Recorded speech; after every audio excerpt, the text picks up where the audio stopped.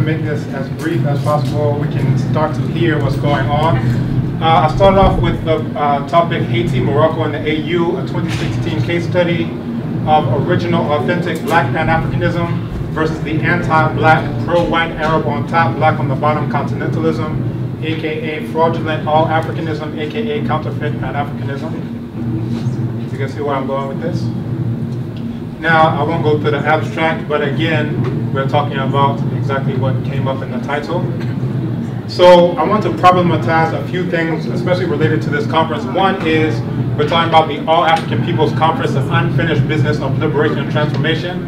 Why All-African rather than Pan-African? The term itself marked an intentional departure from Black people as the focus and leading to the disenfranchisement of African, which equals Black people of the diaspora, in favor of anyone who happens to be on the continent of Africa, whether they be Arab invaders or what have you. So when we talk about the unfinished business of liberation, we have to talk about liberation from whom? Because North Africa is still occupied by our very first enslavers, colonists, and invaders.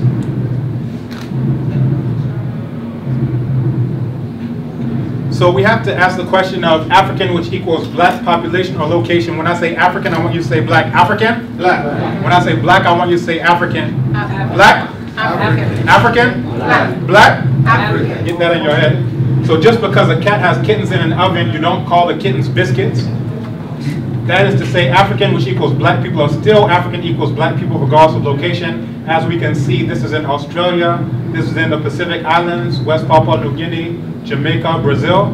However, the pale white invaders, colonizers, and enslavers are still pale white invaders regardless of location, as we can see very clearly from the graphic here. Now there are proverbs that speak to this, which translates to no matter how long a log remains in the water and never becomes a crocodile. Same thing in Chi, you say and it's the same idea. So when we talk about who is an African, Peter Tosh was very clear on this question, where he said very briefly, think you where you come from, as long as you're a Black man, you're an African. He said, as long as you're a Black man, you're an African. And then Dead Press said the same thing. Peter Tosh tried to tell us what happened. He was saying if you Black, then you African. So they had to kill him and make him a villain, because he was teaching the children. I feel him. Dunn was trying to drop us a real gem. That's why we bucking holes in the ceiling when we hearing our... So when we talk about African, which equals Black people, we're talking about, they didn't talk about ancient Egypt. The people themselves called it Kemet, which means land of Black people. And they call themselves Kemetiu, which means Black people. So if you find non-Black people in North Africa, that tells you that these are invaders. And this is Africa right side up. And we can talk about why that's right side up later for those who may not be aware. So from the very beginning, Pan-African was linked to Blackness. So after contacting Black people, mainly university students, Henry Sylvester Williams founded the African Association, whose membership was restricted to those of African descent. Others could become associate members. Now we have the exact opposite going on, where you have non-Black people who are invited, and then Black people, they can only be observers. We'll talk about that. Now, in the address to the nations of the world by the Pan-African Conference in London, 1900, they mentioned the first Negro states of Abyssinia, Liberia, and Haiti. So they mentioned Haiti by name at that conference. So how did Haiti become disenfranchised? Through All-Africanism. They also mentioned Negroes of the West Indies in America and the Black subjects of all nations to take courage. They were not ambiguous at all. They were talking about Black people only when they were talking about Pan-Africanism, which is why they changed it from African Association to Pan-African Association, because they didn't want you to get confused to say we're only talking about continental Africans. We are not. Again, in that same address, it talks about Black colonies of Africa and the West Indies. So this was a Pan-Africanism conceived by and for Black people, regardless of location, rather than Arab enslavers, regardless of whether or not they are indigenous Black people or Eurasian invaders, enslavers, and continued colonizers of African land. Again, it talks about a great central Negro state and happiness and true advancement of its Black people. So again, no ambiguity there. Now, Du Bois gave advice to Nkrumah, who did not heed that advice, but he said, Ghana must be a representative of black Africa below the Sahara Desert. He said all former barriers of language. He talks about common suffering of slavery and the slave trade in the modern color bar. Ghana should lead a movement of black men for Pan-Africanism, including periodic conferences and personal contacts of black men from the Sahara to the Indian Ocean. So Du Bois was very clear, but unfortunately, Kwame Nkrumah did not listen to that advice. So what we're talking about is the hijacking of Pan-Africanism at the 5th PAC and at the AAPC. And in this, we have a discussion of counterfeit adherence, which deals with bringing Arabs into it. And Nkrumah even dropped the term Pan-Africanism and replaced it with Russian-style nomenclature, all-African. Garvey's ideology, and this is Kwame Nkrumah himself, he says Garvey's ideology was concerned with black nationalism as opposed to African nationalism. So he's breaking from black people regardless of location and going for a location regardless of whether or not you're black. That's the hijacking of the term Pan-Africanism.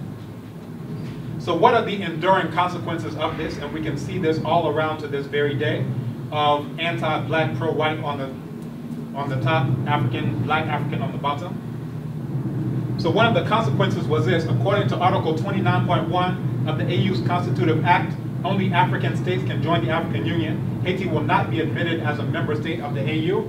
So we have disenfranchisement of the people who were mentioned specifically at the place that invented the term Pan-Africanism. Now they're being disenfranchised. And there are numerous news stories about this. We can't read all of them. But they said Haiti is one of us, it's just not African enough, which is the most anti-African statement ever made. Several news stories said similar thing. Haiti will not be a member of the African Union for the sake of time. They said it's just not African enough, whereas Haiti is 1,000 times more African than any single state on the continent of Africa, and I'll tell you why. Same thing. Haiti is just not African enough, which is a very anti-African thing to say. Now, we have to talk about the debt owed to Haiti. If not for Haiti, right now as you're walking around, you would be captured and raided and enslaved right now. But it was only because the Haitians were able to defeat the British Army who invaded in 1793. And they defeated them to the tune of killing over 12,000 British soldiers. And because of this, this sent a shockwave throughout the British establishment and strengthened the forces in Parliament that voted to abolish the slave trade. Now, you have to understand this from a military standpoint. The British had just gotten their butts whooped by Africans, these black people. They realized that every shipload that came was another military regiment that was going to whoop their behinds even more. I hope you're very clear and you're following this. So that's why they didn't stop enslavement altogether. They said we have to stop bringing in new ones.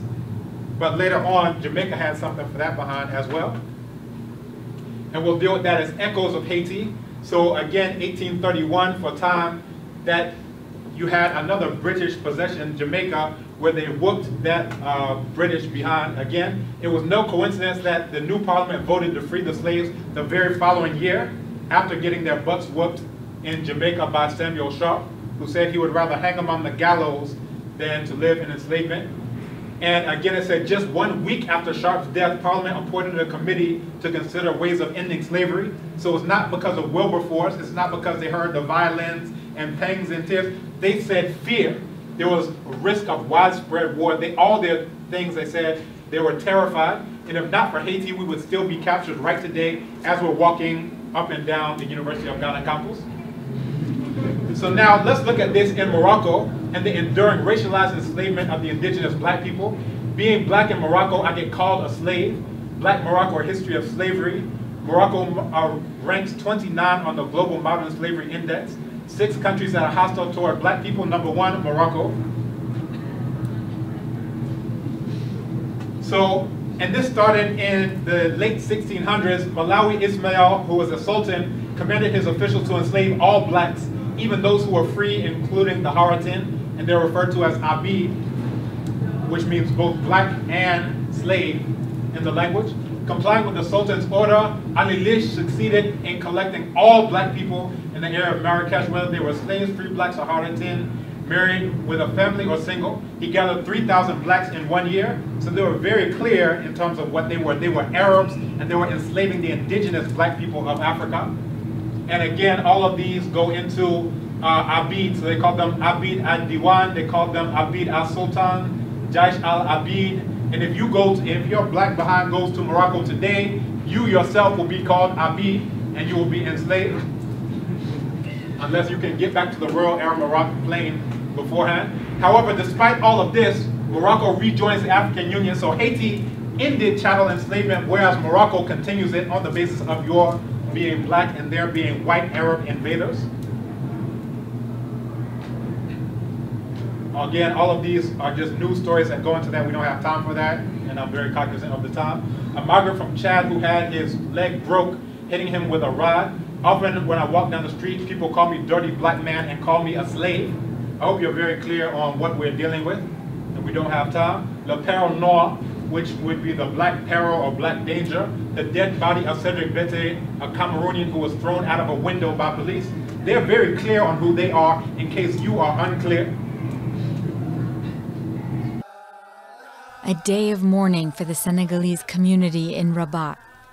On August 12th, Ismaila Faye, a 31-year-old Senegalese man, was stabbed to death near the Moroccan capital's central bus station during what the preliminary investigation says was a dispute with the Moroccan man over seating. It is a crime that is being seen as evidence of a rising tide of racism against sub-Saharan migrants. But Morocco is not alone. Almost 250,000 Abid, that means black and slave, are held in slavery according to the Global Slavery Index, but they're not alone. Every place that an Arab has invaded North Africa, including Libya, Libya pales in comparison to the number of enslaved black people that are in Morocco. Algeria has 250,000 enslaved Abid, that means you, in case you're not clear. Even tiny Tunisia has more than Libya. Everyone was up in arms about Libya, and I say the world's laughing at you. You don't know that Libya pales in comparison to all these other occupied territories that are occupied by these whites. Mauritania, 43,000. 500,000 in Sudan, and over 500,000 in guess where? Egypt. What used to be called the land of black people is now populated by non-black white Arab invaders, enslavers, and colonizers. So we're talking about the unfinished business of liberation. You better start looking at Kemet, the land of black people. And this even tells you that Libya, that 5,600 years ago, you have the black mummy of Libya. And that tells you that Libya before was populated by black people before the Gaddafi types got there. I hope you're very clear. However, we have anti-black misleaders who have sold out Pan-Africanism, black Pan-Africanism. However, Israel will be put on the same level as Haiti. Think about that for a second. So selling out location-based compromise, that's anti-black continentalism. So on the basis of location, that's why they sell out black people. Some people sell out black people and black Pan-Africanism on the basis of biogenetically vector of compromise. Either they themselves have been compromised biogenetically, or they want to create some half-caste babies, as they say here in Ghana. And we know some of our leaders who did exactly that. Some have sold out because of employment and miseducation. They go to these schools. Is that too? Good, thank you. That's plenty. Some sell out because of ideology. These white people give you a white ideology, whether that's Adam Smith or Marx and Engels, and now you want to protect your white daddy and your white mommy because of that, and you sell out the black people on the basis of getting that white ideology. That's why they gave it to you. Some sell out because of religious vector of compromise. Either this ugly white boy on a stick, or you pray to a rock 5 times a day, and that's why you sell out black Pan-Africanism. Other people sell out because of the financial vector of compromise. So you compromise your position and you sell out black Pan-Africanism because of that. Some people sell out black Pan-Africanism because of politics. Either they're FBI informants, CIA informants, and again we see this other vector of compromise, or because they're communists or whatever, but they sell out black people on all of these different bases. Now, there was a point about Kemet earlier in terms of Pan-Africanism. These are the black people of Kemet, so sometimes ignorance. When we and this was a land of black people, and this is how they depicted themselves, and this is Menes or Narmer, the very first ruler, looks like a young man, looks like you. Yes, my man. You understand? So when we talk about black people coming together on the basis of being black people, you have to go to Kemet, and people don't know about Paul Cuffey, Martin Delaney, Henry Sylvester Williams, and many others, but we're talking about black Pan-Africanism, and the ancient origin of black Pan-Africanism started here. I hope you're clear. Not the Arabs who are there now. When you look at the Egypt football team, it's not them. Now, some people say, oh, well, we have to keep the diaspora out because of Liberia, right? Look at what happened in Liberia. And they say, oh, the relationship that developed between the indigenous population. But we have to think about who originates and who benefits from this black-on-black violence. And I want to give you very briefly a few cases, thank you very much, a few cases where there are no Africans from the diaspora. However, there was all this black-on-black violence because of blood diamonds, blood coltan, so Lord's Resistance Army, Darfur, Northern Mali, Boko Haram, Eastern Congo. There were no diasporans present, so I don't want to hear that scapegoat excuse for that. The people who invented Pan-Africanism have franchise and should not be disenfranchised. So in conclusion, your problems will never be fully solved unless ours are solved. So these anti-African so-called leaders and followers are complicit in this grave injustice of disenfranchising the coiners of the term Pan-Africanism to accommodate Arab invaders and enslavers. Will the scholars who should know better allow this anti-black continentalist fraud to continue? Only you can answer that question. And in conclusion, thank you very much.